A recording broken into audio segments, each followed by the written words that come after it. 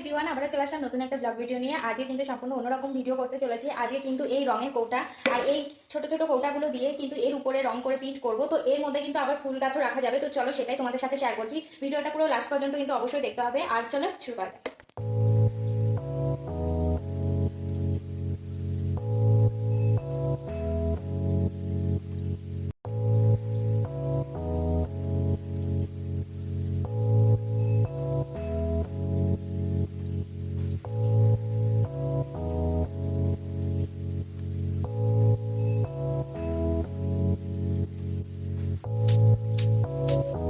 So এটাই ছিল final look. আর তোমাদের কেমন লাগছে অবশ্যই কিন্তু কমেন্টে জানিও। আর নেক্সট পার্টে কিন্তু এটারই ভিডিও নিয়ে আসছি তোমাদের সামনে। আর এই কৌটাটার মধ্যেই কিন্তু আমি ফুল গাছের চারা লাগাবো, তো সেই ভিডিওটাও তোমাদের সাথে শেয়ার করছি।